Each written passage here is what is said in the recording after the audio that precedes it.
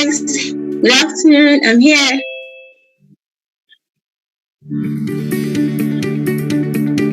Good afternoon, Glory.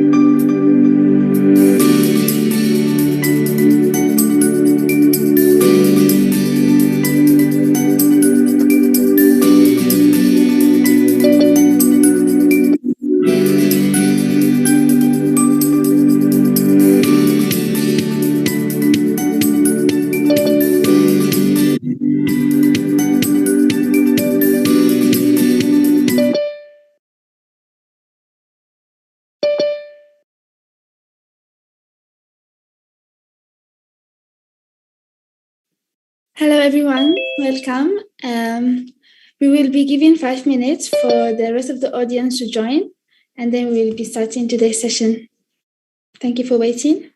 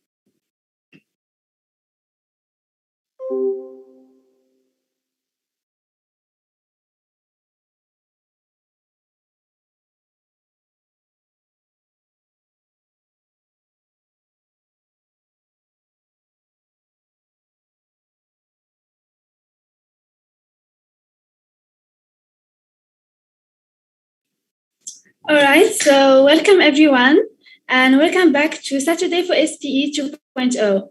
Today is our second Saturday of the month, whereby we're presenting you our second technical talk.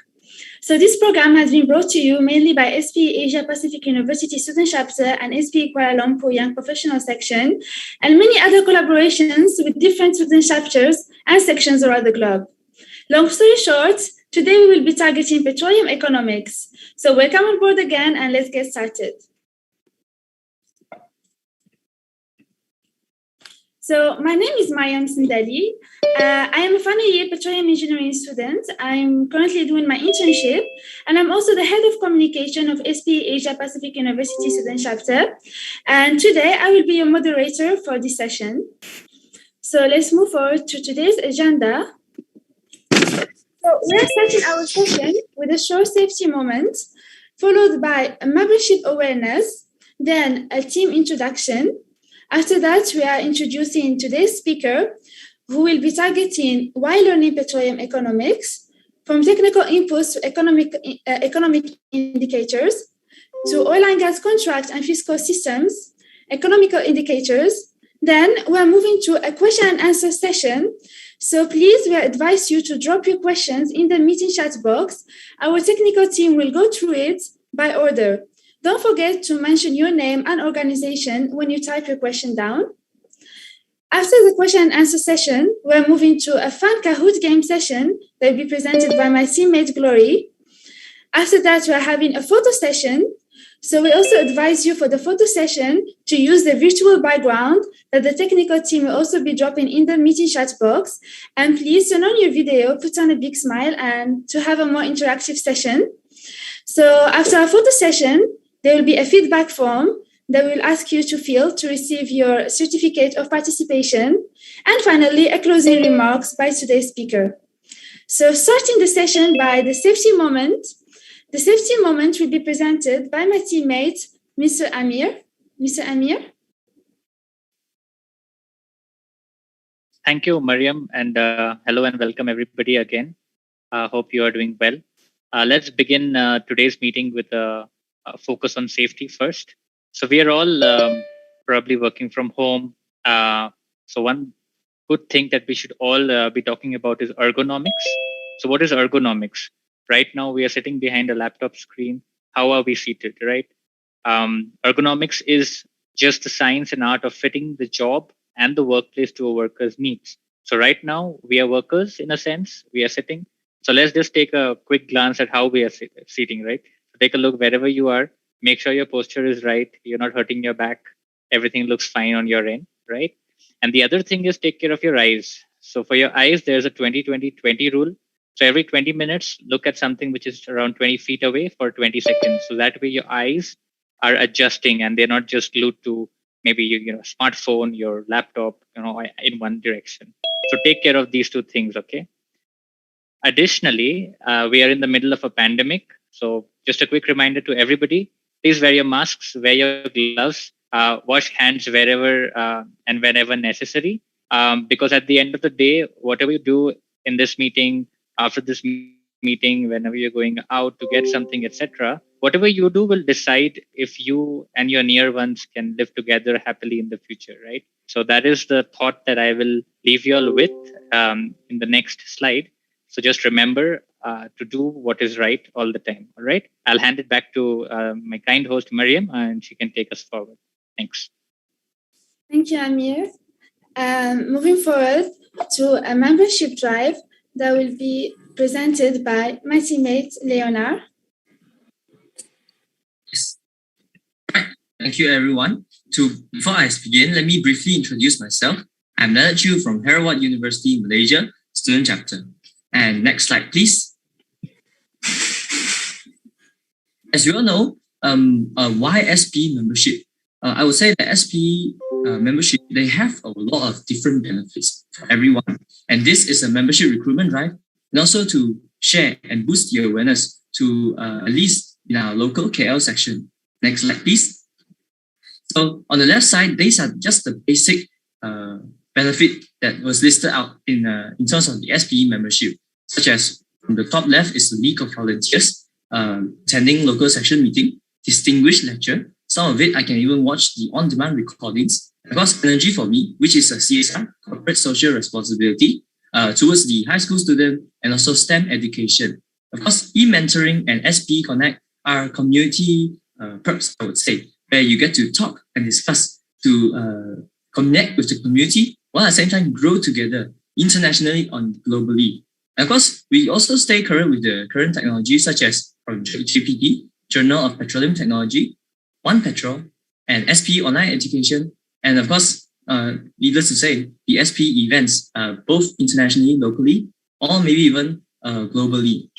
And in terms of professional benefit, we benefit a lot, spanning from mentoring programs, ambassador lecture, distinguished lecture series, a volunteer opportunity in SPE, and of course, visibility to professional and organizations. And of course, free education and learning opportunity, PE accreditation, professional engineering accreditation, young professional development program, professional networking, trainings, workshop, technical career guidance, programs and talks, and of course, community of practice at MetEnergy, and free access to SP paper 6 annually. Next slide. And this is the list of our past SPEKL activities. As you can see, we are very active, spanning from mentoring programs, mentor members in transitions, IP sharing sessions, SP workshops, conferences, and of course, various community outreach, industrial collaboration, and also distinguished lectures. Next slide, please. So for student, I believe we all know students receive a free membership as our membership fee is waived by Chevron. And what we benefit, what we enjoy from is receive mentoring, scholarship and fellowship opportunity, lecture ball competition, student paper contest, and like to, you can reach out for career guidance, and of course, even join virtual field trips. Please. And we are providing extra benefit during the pandemic. The first thing, there will be free renewal of membership for those who lost their jobs. And the second is an insurance program for SP members, especially those who are transitioning from students to professional membership upon graduation. We can even receive the first year of SP professional membership for free. And if any question, we just need to ask. This is the table of the breakdown of the fees, like after 1 year after graduation, and also 2 years after graduation, and so on and so forth. And next slide, please. So this is just a list to remind everyone, also to let everyone know what is the extra benefit. The first thing, that reduce the fee at least by 50% for Malaysian. And the second thing is that there are free renewal of membership for those who have lost their job. And the third is insurance program for SP members. And next slide, please.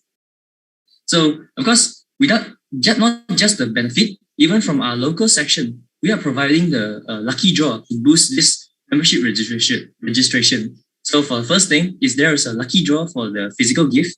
And of course, the second thing is an opportunity to present at one of SPEKL activities or events. And each month, there will be 2 winners. So take note of that. And moving on to the next slide. This is a fit in terms of the student membership and also the professional membership. Thank you. And so if I were you, I will register today and try and stand a chance to win the lucky draw under the membership. So remember to register at least before 24th of December to our SPEKL membership chairperson, Miss Fatima. And with that, next step please. Let me share with you before I end my presentation is an upcoming SPE flagship event, which is ATCE. It stands for Annual Technical Conference and Exhibition. This is held in Dubai World Trade Center and is happening hybrid on 21st to 23rd September. Feel free to explore the rates. If you are joining virtually, I believe it will be in an affordable price. And next slide, please. And that, I shall end my membership awareness or membership drive presentation. SPE welcomes you. Thank you.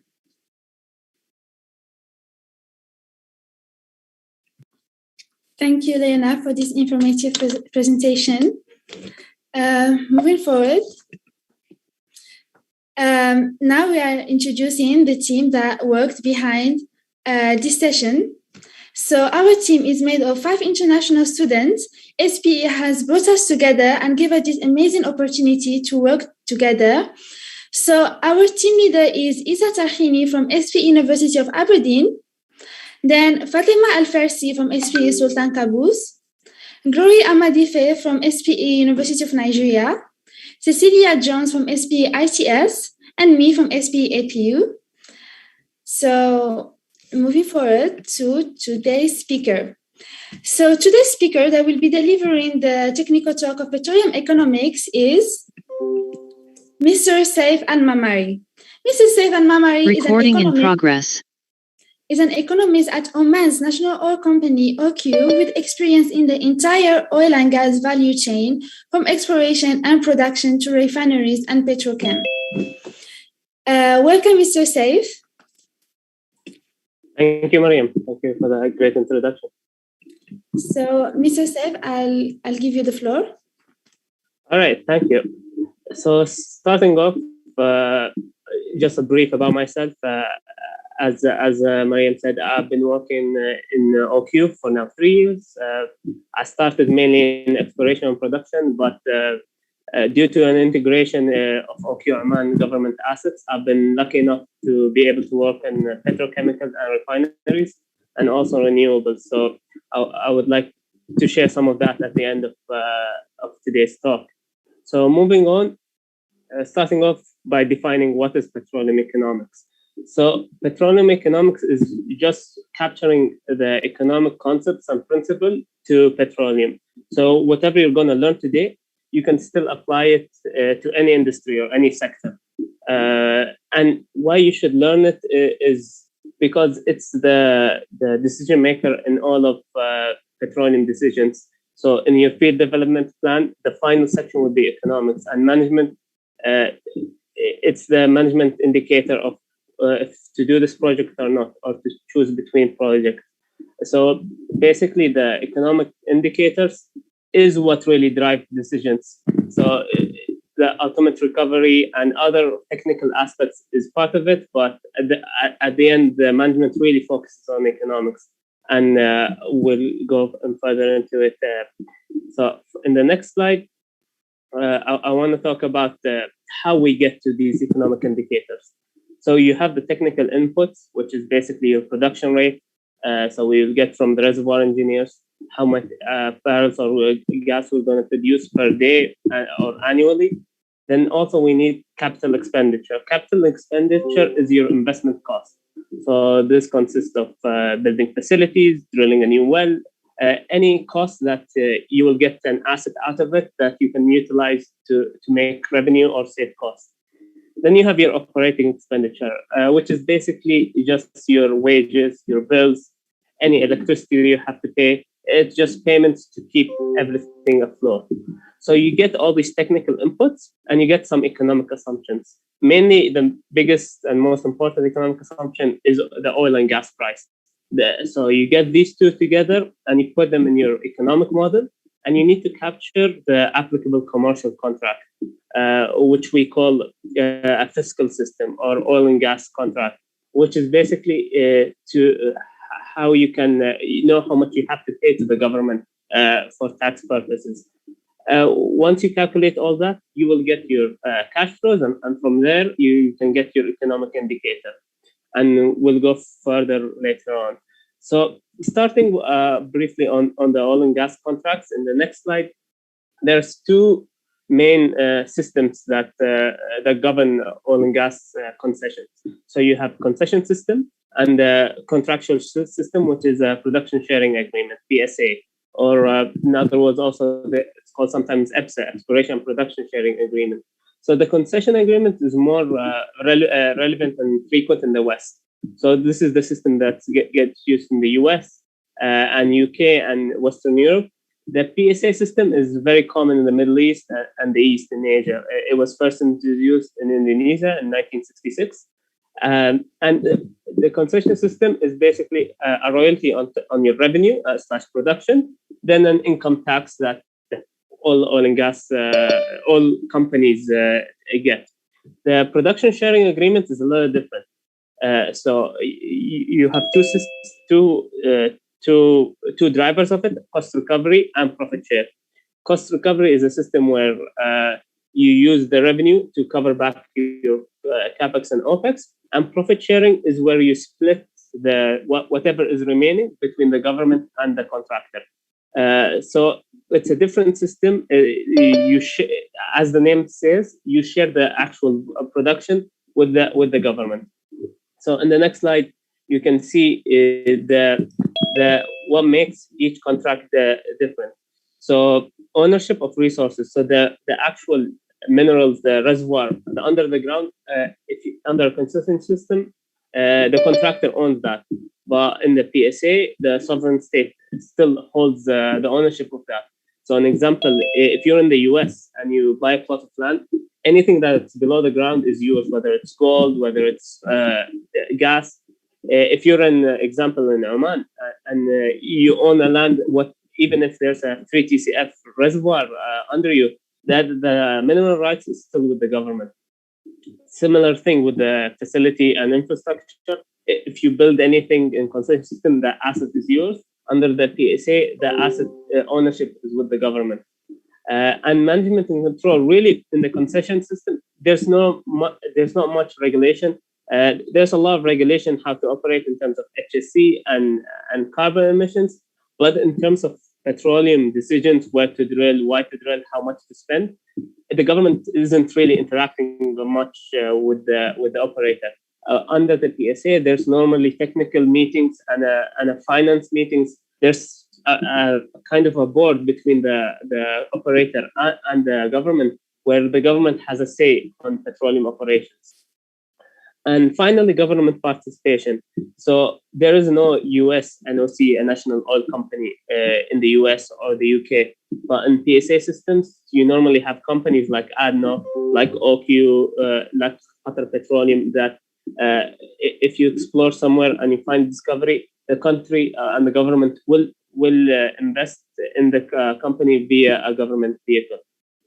The next slide is just briefly on other forms of taxation. So this is more common in PSA systems. You find things like signature bonuses. So you find a huge payment, an upfront payment when you get concessions. There's also been an introduction of carbon tax recently in some countries. There's mineral extraction tax in some countries. So there's many ways to tax the oil and gas industry. So moving along from this section, I want to give a very basic example how you reach a cash flow of a particular time period. So here, an example, we're producing 100,000 barrels of oil, and the price was $50 per barrel. You just basic multiplication of the volumes with the price. We get a revenue of 5 million. Then you add all the operating costs, any wages, electricity, all the operating costs. Then you deduct all your capital expenditure, all your investment costs, any exploration, any drilling. Then you apply any taxes that's applicable. So, and this tax will be dependent on the commercial contract you have. Then you'll reach your net cash flow. We'll show more examples later on. So the next section is the economic indicators. So here we'll talk about what are those indicators and what's their purpose. But starting off, I want to introduce a concept of time value of money. This concept is really important in economics and finance. It basically means that a dollar today is worth more than $1 tomorrow, which sounds very simple and basic, but it's the concept that drives all investment decisions. Because a dollar today is worth more than $1 in 10 years, I want to make a return out of that dollar that I'm losing today. So it becomes worth it, because money today you can earn interest on, whether it's in a bank, you can spend it on something else. So if you're gonna invest it in an oil concession, you're expected to get a return out of it. So and the discount rate, net present value, and the internal rate of return (IRR) are all tools that factor in the time value of money. So in the next slide, so I've introduced the 5 economic indicators that I want to talk about. Then we'll show some examples on them as well. So first of all, the discount rate. Discount rate, there's many terminology for it. Discount rate, required rate of return, weighted average cost of capital, all means the same thing. It means basically it's the rate that you require for that investment to make. This is the minimum rate I will accept. It can be a company policy or the board of directors mandated a certain return on all investments. So, for example, if it's 10%, any investment you have to make needs to meet this 10% threshold. There's other ways of calculating the weighted average capital cost, WACC, which is more of a theoretical way of building up your discount rate. Then you have NPV. NPV is basically your net present value.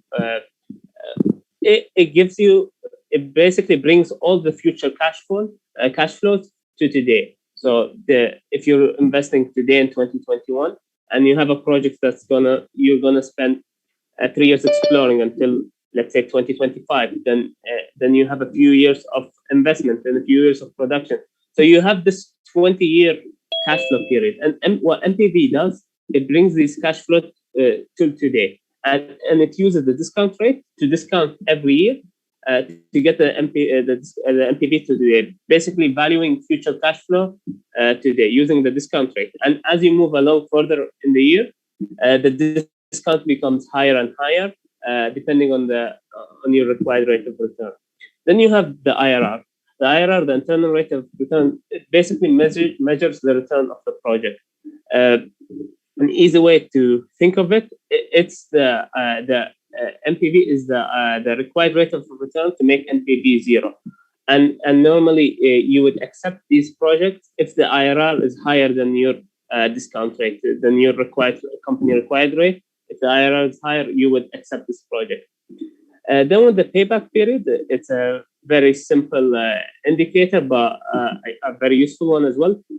It's basically calculates when you start operation, how long it takes for you to repay all your initial investments. So it's basically at which point do you break even? How fast or how long do you break even? And finally, UTC, unit technical cost. This is the cost per barrel of the cost of producing 1 barrel of oil. So you get your total cost divided by total reserves, and you get how much cost per barrel. And the lower it is, the better. So let's dive a bit deeper into each one of them, starting with the NPV in the next slide. So if we have this example, option A, you have a negative 100 million the first year, 150, then 200. Then option B, you have a negative 50, 80, then 100. So if you sum up this cash flows, you will find that option A is a better investment because it has a cash flow of 150 versus 150 of option B. But this is when you don't factor in the time value of money. We see in the next slide. Here we will actually apply the discount rate and apply the NPV formula. So the formula goes as in the denominator you will have 1 plus 10. We're assuming here the WACC would be 10%, so you'd be 1 plus 10 to the power of t, basically the time period. So the discount factor for 2022 will be 0.91, and you can see as you move on during the years, the discount rate becomes lower. So the weightage of the more recent years is higher. That's the essence of the NPV and time value of money. So if we get into see the NPV in option A, for example, in 2023, it's 150 million. But after multiplying the discount factor, you reach a cash flow of 124 million. And when you add all this cash flow up, you get the NPV, all these discounted cash flows. So here you see, in matter of fact, option B is a better investment, as it gives 96 million and 92 versus against option A. So when we apply the discount factor, we know actually option B is a better investment. So in the same example, we'll look at IRR in the next slide. Yeah, so you can see it's the exact same formula, except that instead of the WACC discount rate, you replace it with the IRR, and you make NPV equal to 0, and that's how you find the IRR. And here you can see that in option B, the IRR is 142% versus options A of 44%. So you see a huge difference, and it's not really captured this big difference when you look at the NPV, because you recoup your money much quicker in the option B. The IRR appreciates that, so it gives a higher value. And basically you have because you spend only 50 million and regain more than 100 million, the IRR even rewards that against spending 200 million to get 150 million in option A. So that's the essence of IRR. In the next slide, we'll look at payback period. So payback period is a very simple calculation. It's basically how long it takes for you to recoup your investment. So in 2021, you spent 80 million. Your cumulative cash flow is negative 80. 2022, let's say you spend another 30. So you're 110 million down. So, and you start operation 2023. This is when you start calculating your payback period. So you have 30 years of 30 million cash flows. That brings your cumulative cash flow to 80. Then in your second year, you actually break even because you go above zero. So by end of 2024, you reach $20 million. So if we calculate that, it'll take the full 2023, that's 1 year, and it will take some of 2024. So it's the payback period is between 1 and 2 years. If you normally what you'll do, you'll take 2024 and divide it by month, and to know which month really you pay back. So if it's in July, so it will take you 1 year and 7 months. Another way of calculating, if you don't know which year it is, you can assume the 100 million you'll get them in equal payments every month. So what you'll do, you'll take the cumulative cash flow of 80 divided by 100, you get 80%, and multiply it by the months, 12 months. So that will give you roughly 10 months. So in this example, it'll be 1 year and 10 months. Then finally, our last indicator, UTC.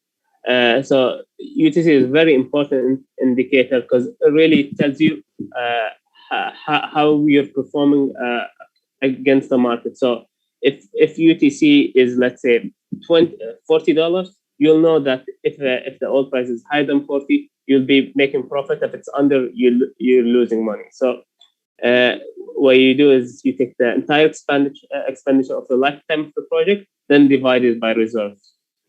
You can do this for oil and gas. You can express it in dollar per barrel, or you can express it in dollar per MMBTU, or dollar per MMSCF, or BCF. In this example, we have a project that's producing from 2024 until 2028, and there's costs from 2021. So you can see in the total, we sum up all the costs and all the volumes, and we just divide it. And here we get from 1.2 billion divided by 30 million barrels of oil, we get $30 per barrel. So in this example, that if oil price is higher than 30, the project will be making money. If it's under 30, you'll be in the red. So this is a really important UTC, an important factor, especially recently when oil prices crashed.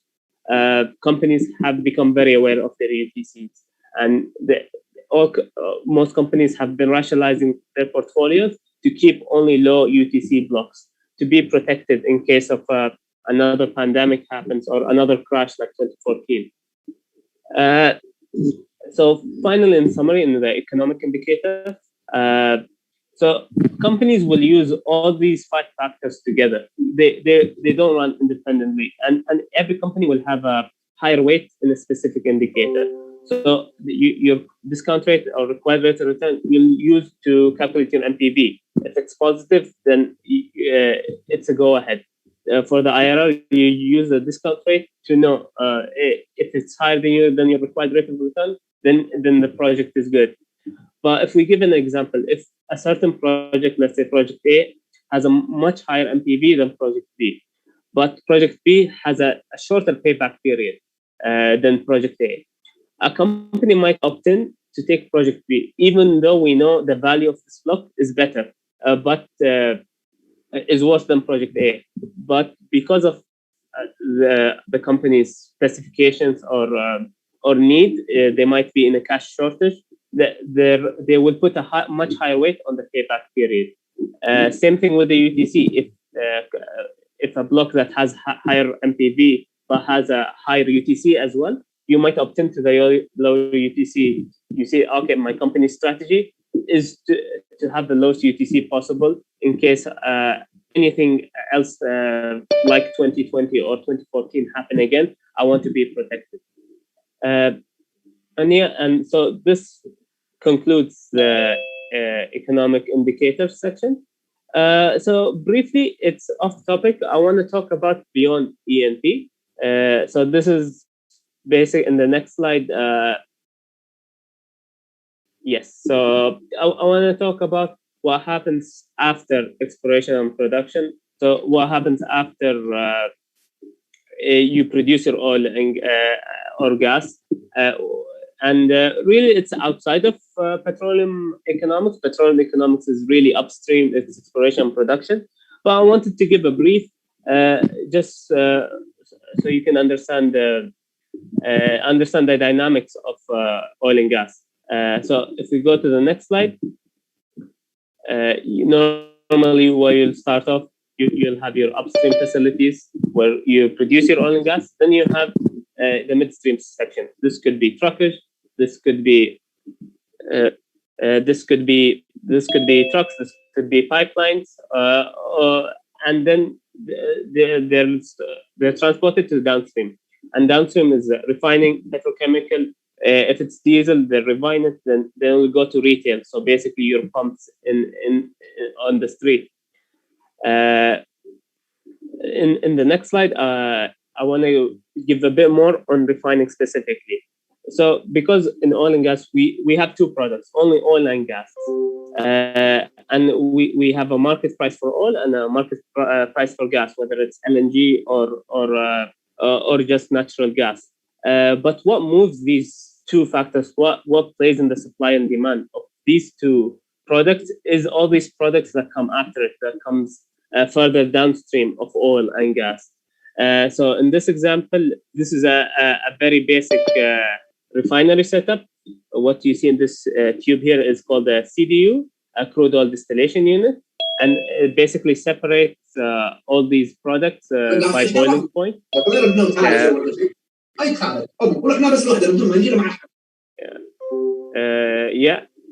So you'll have products like refinery gases, which is basically LPG, gasoline that you'll use for cars, naphtha. You will further go downstream to produce petrochemicals, kerosene, jet fuel for aircraft, and also diesel for cars, buses, and fuel oil for ships and power stations. So you can see that oil and gas, the demand of each of these projects, diesel, gasoline, will affect ultimately the oil price. And how refineries make money is basically they buy crude and sell these products. And we see a lot of companies, a lot of IECs are well integrated. So they've integrated their upstream with their downstream as well. So they become one giant operation. So your Shells and BPs have parts in all of these stages, whether it's upstream, midstream, and downstream. Finally, in the next slide, this is one of my favorite figures because it shows you how big oil and gas is really and how much it covers. So this is the petrochemical sections. I really encourage you to, I put the link of it on the top right corner to look at this PDF yourself, and because it's really hard to see in the slide because there is just so many products that come from crude oil and natural gas.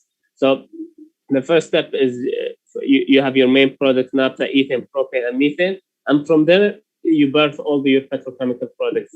This includes electronics, automobile parts, even renewable energy, wind turbines, and solar panels use petrochemicals, clothing, sportswear. It's essentially in everything.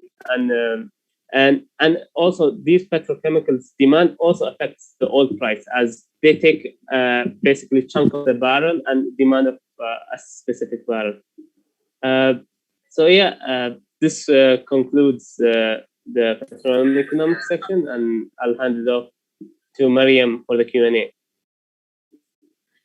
Thank you so much, Mr. Saif, for targeting petroleum economics indicators, explaining about the different fiscal systems and taxations, and discussing about petrochemicals by the end of the session.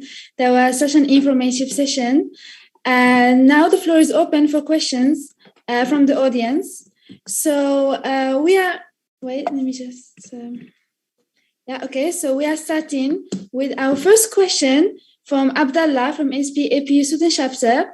He asks you, Mr. Saif, if you could please clarify the economic indicator UTC again. So does it mean if the oil price is more, you are on loss, and if you are below, you are making profits? No, so great question. So the UTC is basically the cost of producing one barrel. So the lower it is, the better for you. So if we say the UTC is $40, that means you need to spend $40 for each barrel you have to produce. So what that means, to break even, you need for the oil price to be 40. So if the oil price is higher, you'll be making money. So once the oil price is lower than the UTC, then you are losing. So it's the opposite. Yeah. Okay, thank you for the clarification. I hope that answered your question, Abdullah. So for next question, if you have any questions, just please drop it in the meeting chat box.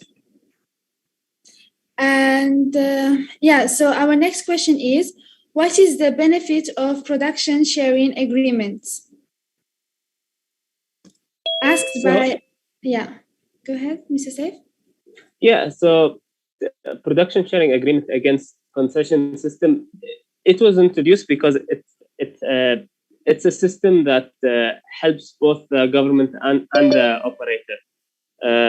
So the system is basically you have a cost recovery system where all the revenue before you pay any taxes goes to the operator until the operator repay their costs. Then whatever is left gets divided between the government and the operator. It was built against the concession system to encourage more exploration for these countries. So in the concession system, it's very rigid that it takes money regardless of if you're making profit or not, if you're doing well or not. It takes it straight from the revenue, straight from the production line. But with the production sharing agreement is much more favorable and fair in the term is because you have the cost recovery system, you'll recoup some of your investment before you pay any tax, basically. I hope that answers it. Yes, thank you, Mr. Saif. We have another question from the audience. With the energy transition, carbon taxation is slowly becoming part of the equation. Do some companies prioritize that more than the money value? I mean, we can see it with BP and Shell with their strategy, with their new strategies that they want to be carbon neutral by 2050. So all of these IOCs have this carbon credit system in place to reduce carbon emissions. So yes, it is a factor for a lot of companies. Okay, so thank you. So that's for carbon taxation. Our next question is by Mr. Hazik from SPKL. He's asking if you can explain how volatility of oil price affects petroleum economics when it comes to producing loans. Okay, I mean, with volatility, it's oil prices basically creates the economics of oil and gas. So if the markets are down, getting loans will be more expensive and harder to get. If the prices are optimistic, it'll be easier to get loans. But you can see it immediately because oil price is very hard to predict year by year. You can see decisions get taken in the short term. So when oil price was improving in the 2018-19, you saw a huge increase in shale oil production. Once the oil price crashed, you saw a huge cut on investment. This will also reflect in lending in a similar way. When the markets are up, you'll see more liquidity, but when the markets are down, you'll see less lending available.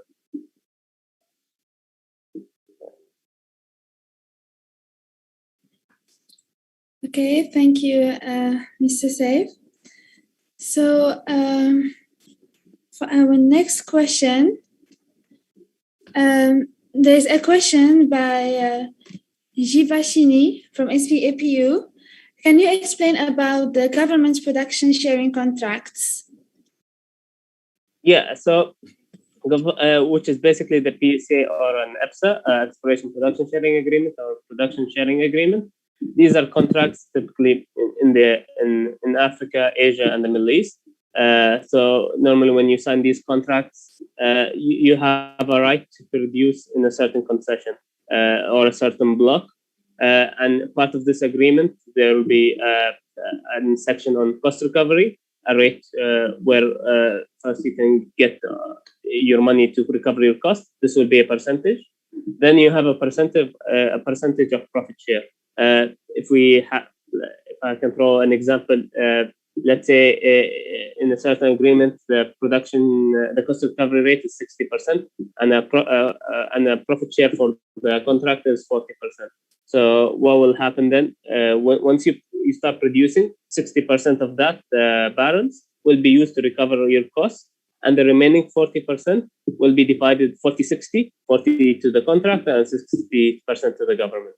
It could be the sharing agreement could be in kind, so you can share volumes to the government, or it could be in cash, so you share them a percentage of the revenue.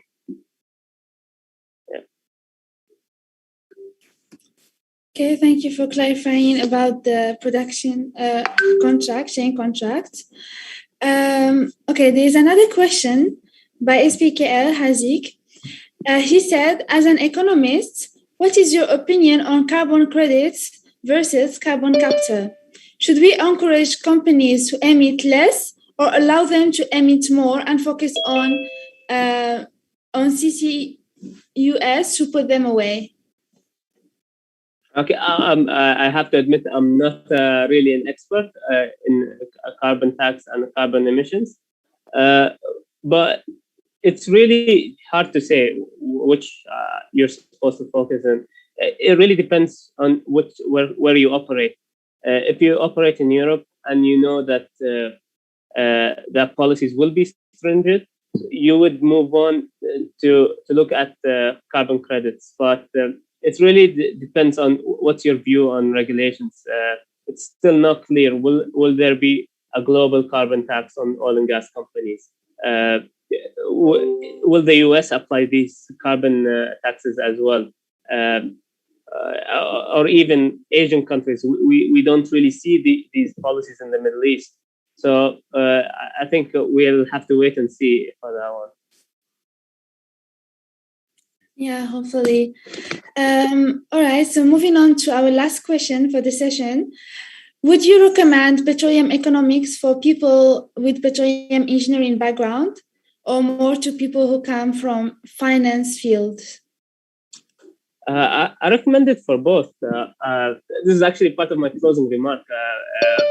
For engineers, definitely focus on your specialty, but after building that foundation, learning petroleum economics will help you become more aware of why your company makes certain decisions, and it might give you even future chances, say 5 years, 10 years down the line.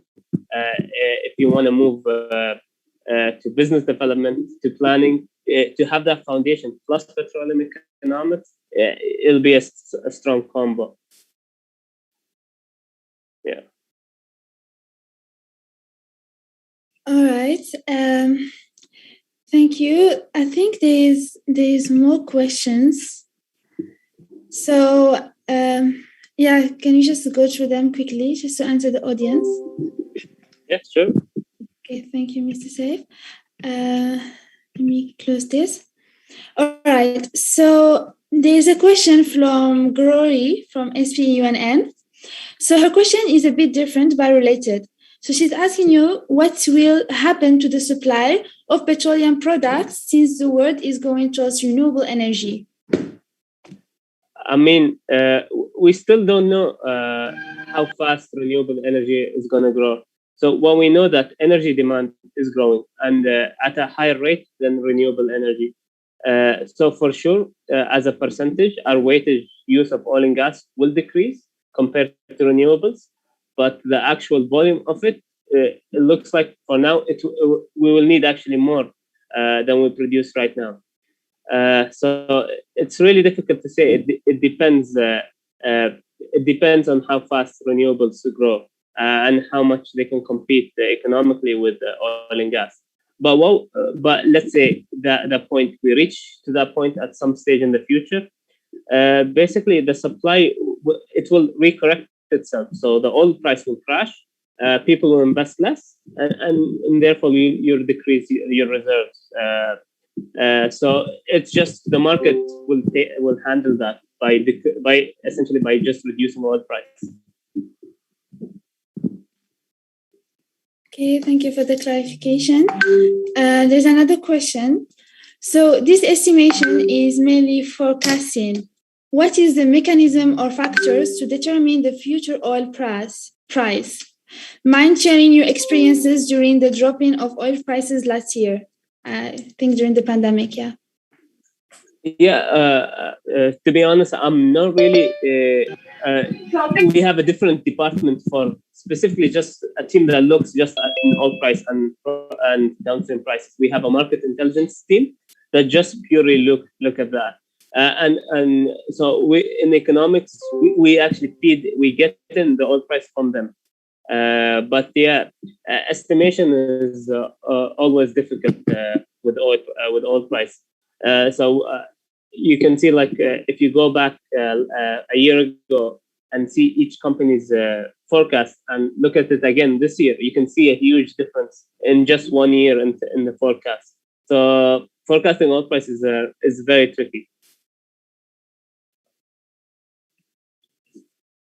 Okay, so we can move to a question and a comment from Mohammed Al-Balushi. He told you, thank you, Saif, for a wonderful and insightful presentation. One last question to leave you with the audience, and the audience with. If you had to go back in time to the time that you were doing finance major or when you had first entered OQ as an economist, what would be the one thing that you would change or go about differently? Okay, that's a tough question from Mohammed. I don't know. I think when I entered oil and gas, I had really no expectation or not much knowledge of the industry. I learned it. I actually, when I was in college, that was the only industry I didn't want to get into in Oman because everyone goes into oil and gas. Maybe that thinking I would like to change, because once I got into it, especially in Oman, how big the oil and gas industry compared to all other industries, I'm so glad I'm in now. But I think just my perception of oil and gas back when I was in college would be it. Okay, thank you, Mr. Saif. There's another question from Haizi from SPUTM. Thank you for the wonderful session. Will the energy transition play a role in changing the definition of economic terms in oil and gas industry, such as UTC and taxation policies? And how much of an effect is expected, since reduction in the mentioned terms is expected when leading towards renewables? So they will affect the economic indicators for sure, 100%. So let's say if you have a carbon tax, you'll need to add it to your taxes, thus decreasing your cash flow, thus decreasing your NPV. And probably a big factor will be is how much carbon emissions will this project produce. So this might be an important indicator along with your other economic indicators for choosing a project. So we'll have to wait and see when these policies come into play, but definitely it will affect your decision making. Okay. Thank you, Mr. Saif, for taking your time and answering all the questions from the audience. I believe that was the last question. So by this, we can move forward to the Kahoot game session. So for this session, I'll pass the floor to my teammate, Glory, that will present the Kahoot game. Glory, the floor is yours.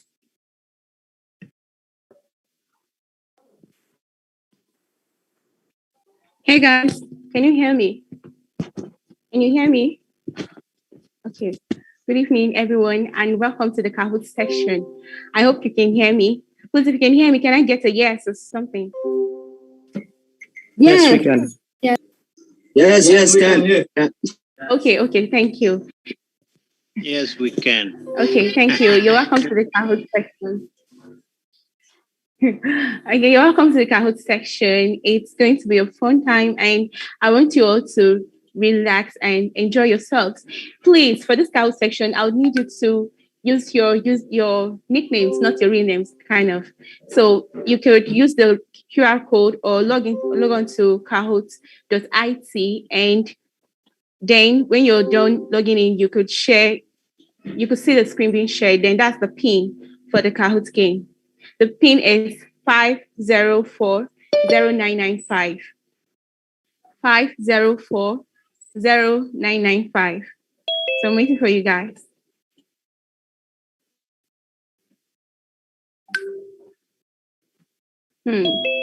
Oh, we could see Grace, we could see Jesus here, Dita is here, No Fat is here, Pizza is here. So remember to use your nicknames, please. And not to forget, oh, there's Krishna too. Not to forget, after this Kahoot, there will be, oh, real glory. No, I'm the real glory here. There's only one glory. Okay, fine. Okay, there will be a prize for the winner of the Kahoot. So I want you to take it very serious. There's a prize for the winner of the Kahoot, and the person that wins this would have to screenshot and send to the email that will be sent to, oh, Wakanda Forever. Wow. I love this name. I'm saying. Okay, wait for more questions. We have 20 participants already. And wait for, okay, you still have some time to wait. Okay, got it. Oh, COVID-19. Everybody wear your face mask. There's COVID-19 on the call. Please wear your face mask. Okay, we have winner. Are you sure? You better win. Winner, you better win. Okay, we have, there are some names I can't even pronounce here. We have one. Oh, cool. Okay, we'll still wait for more participants. We have 2 minutes to join. I think we'll start by 2 p.m. according to my time here. Are we all done joining? Oh, we have champion. All these amazing names. You better win. And read glory. You better win. Oh, shh. Oh, I'm going to talk. Shh. Shall we talk? I don't know, but I'm going to talk. I don't. Okay. Oh, we're still waiting for more persons. We have to insist. Ronaldo. Oh, cool. I don't think. Well, you're not the real Ronaldo, so I don't know. Okay. And it's 21 minutes. I will start game. The technician. Oh, you guys should watch out for that guy. Oh, ABC. Cool. And we have 1 more minute and we'll start. We have 23 participants. Oh, Ike is here. Oh, hi, Ike. Oh, cool. So, okay, it's time. And there are some statistics. Oh, we're going to, okay, it's not yet 2 o'clock. My time is still 1:59 p.m. I'm still waiting. And once it's 2 o'clock, we start. We have Kim Jong. Interesting. We have, okay, fine. We have Kim Jong, Ami, Ike, ABC, Ronaldo, AZ, Champion, Iman, HSE, COVID-19, Free Heart, Wakanda Forever, Unicorn 1, Haziri, Winner, the technician, Sinovac, MS99, Real Glory. I'm still saying I'm the Real Glory here. Here we have Mahidan, Jetran, Chris, Jesus. Oh, awesome glory. Interesting. Okay, so let's let the game begin. I just love that sound that comes with the beginning of the game. Just listen. Oh, okay. I think you guys can hear the sound, right? No, Glory, we don't hear the sound. Please share the sound. Okay. Oh. Can you hear the sound now? Yes. Thank you. Okay. No. Okay. I didn't get that screen.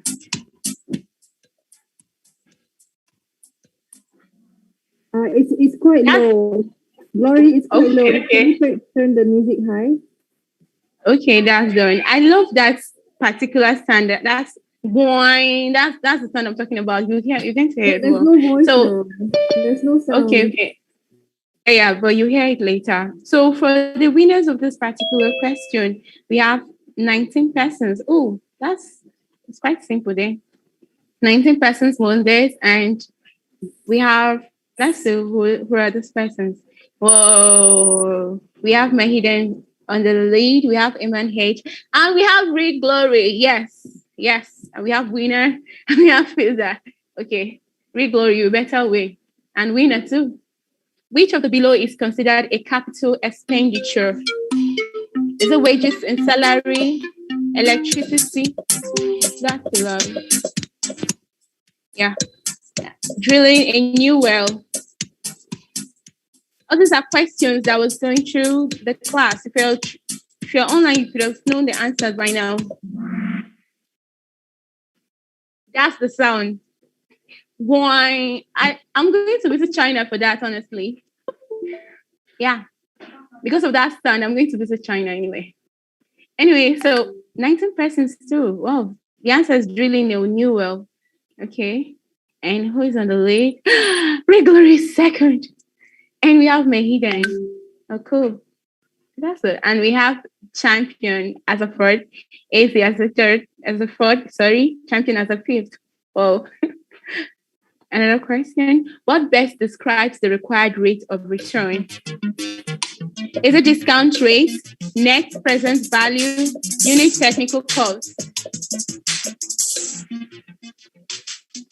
What best describes the required rate of return?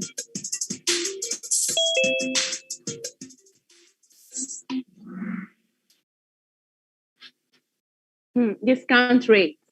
Okay, we have 11 persons got that, and that's cool. Anyway, let's see who are those people. Rick Glory, you just have to pass my hidden, and you may be my first person.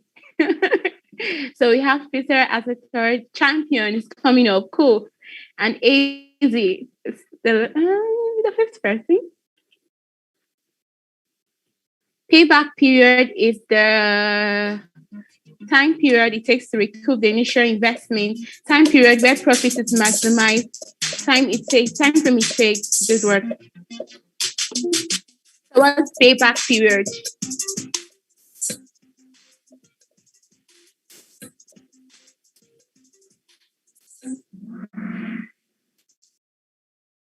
I think it's like this. Oh, time. So payback period is the time period it takes to recoup the initial investment. Oh, thanks. We got that. Wow. And maybe then it's not going down. Oh, anyway. Real Glory is second. I don't know. But then Pizza is third. Champion is first. These guys are not going anywhere. I thought I saw Awesome Glory in the call. Awesome Glory is not here. Ronaldo is not here. I don't know. All the amazing names I'm not seeing there. Anyway, I'm proud of Real Glory. Natural gas and liquefied natural gas is normally priced in, dollar per BBL, then dollar per MMB2, and dollar per ton. I think for that. Yeah.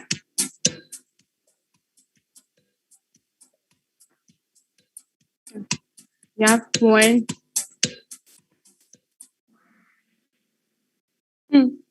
So we have dollar per MMBTU.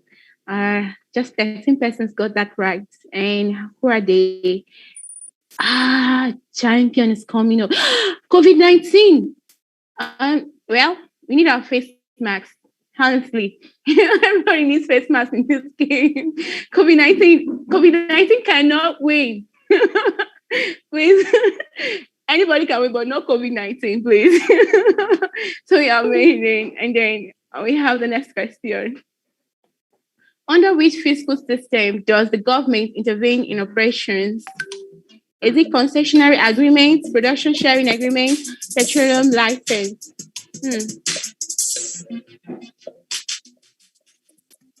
Let's begin. Understand? I love that one particular. So it's production sharing agreement. Just 18 persons got that. And COVID-19 is coming up. We Glory is still there. Then Mahiden. Somebody should bring down Mahiden, but not COVID-19. So let's go. So now, what best describes the unique technical cost UTC? I think I saw that.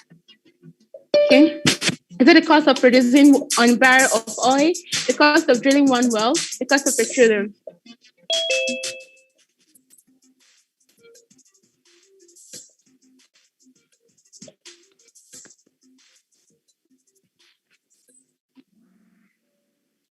It is the cost of producing 1 barrel of oil.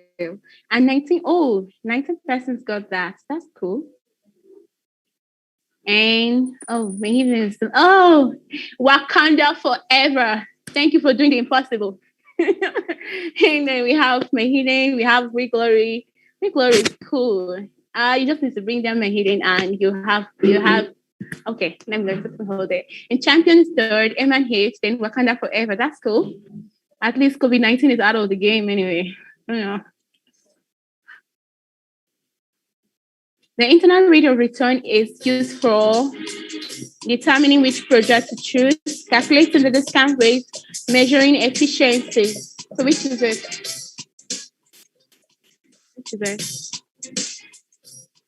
Internal rate of return.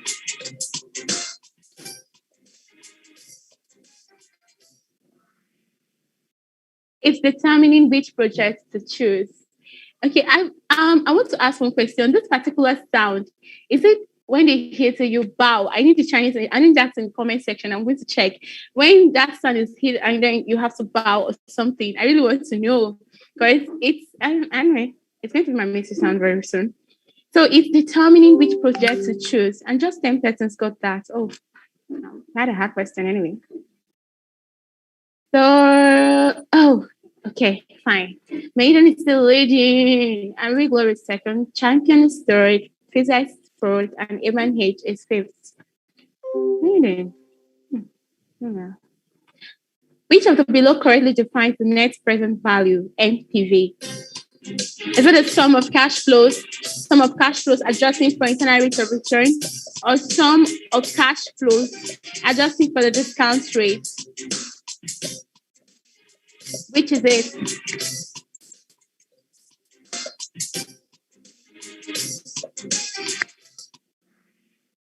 So it's the sum of cash flows adjusting for the discount rate.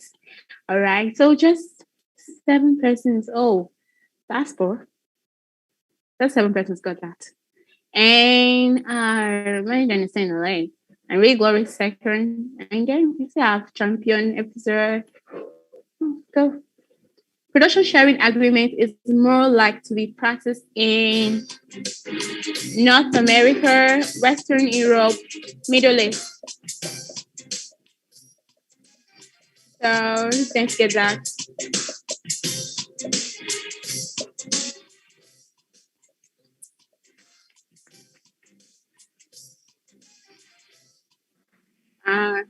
So we have 15 persons got that.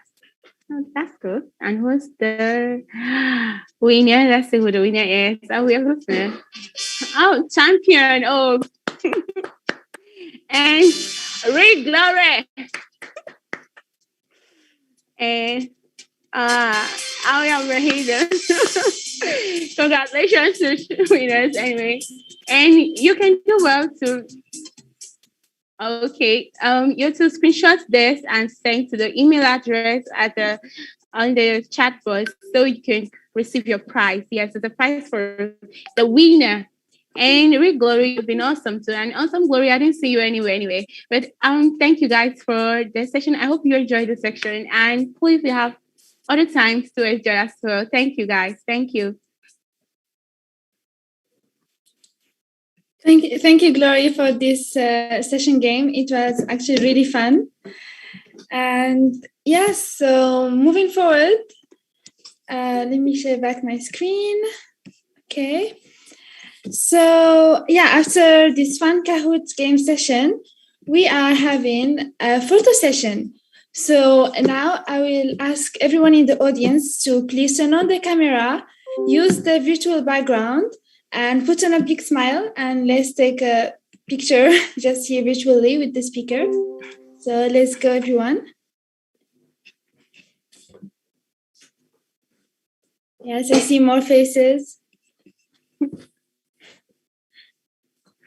Right.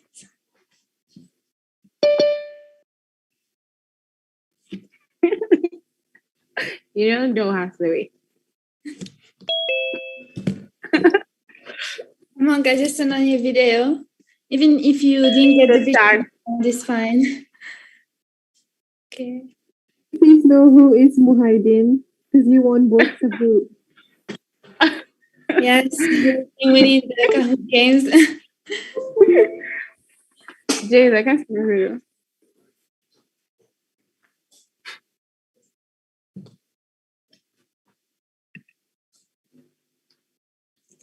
Right. Let's go. There's less than half that turned on the video. So let's go, everyone. Give it one more minute.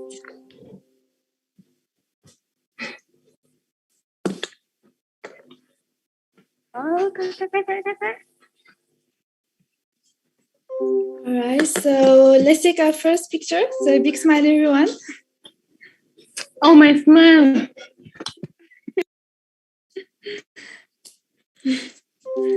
Okay.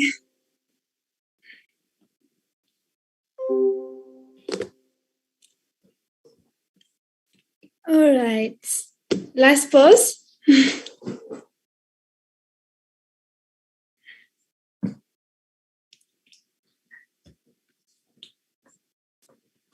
Okay, I think we got the pictures. Thank you, everyone. Okay, now let's go back to... Okay. Voila. Okay, so now is the feedback form. So please, I advise everyone to fill up the feedback form from the link provided in the meeting chat box, or by scanning this QR code right here that is shared with you to get your certificate of participation for today's technical talk. So we're gonna give it like 2 minutes for you to scan or join the link. And yeah, meanwhile, if you would like to watch this informative session that we had today about petroleum economics, you can always rewatch it through SP APU YouTube channel or SP Kuala Lumpur Young Professional YouTube channel too. Both of the channels, the link will be also dropped in the meeting chat box. So don't forget to go subscribe, like, and turn on the notification button so you can stay tuned for our upcoming events and activities.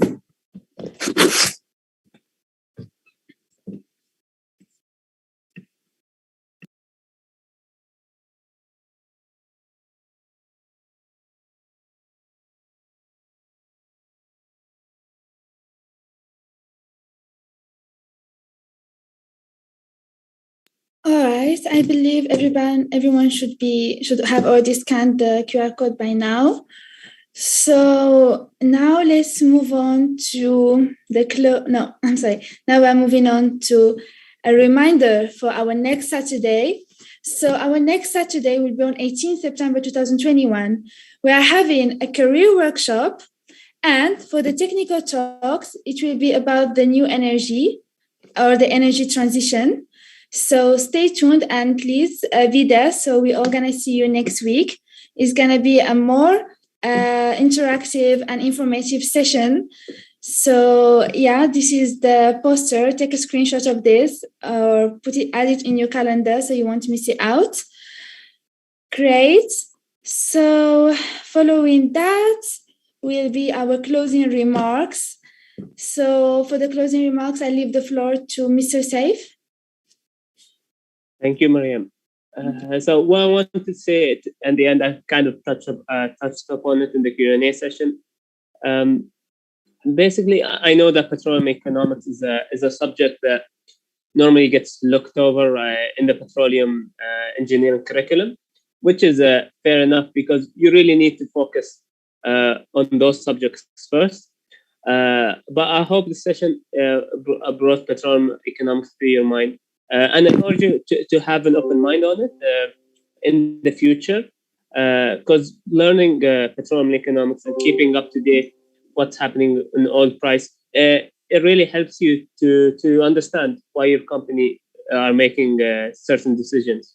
And also building up that knowledge will help you if you want it later on in your career to come with us to the dark side, to economics and planning and or business development or commercial.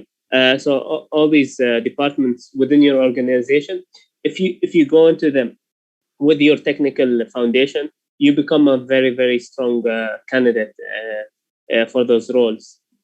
And with that I end, and I want to thank SPE for hosting this event, organizing it, and inviting me to talk. Special thank you, of course, to Mariam, Isa, and all the organizers for today's talk. I really hope you enjoyed today's session, and hopefully it was informative, at least a little bit. And yeah, I hope you have a good end of day or rest of the day, or a good rest of the night. Thank you, Mr. Saif, and thank you, the team. Thank you, everyone, for this fun, interactive, and informative session about petroleum economics. And I would like to thank everyone for joining. And yes, so by this, that will be the end of today's technical talk. So see you all next week. And thank you for being with us here today. I hope you learned something and had fun. Thank you.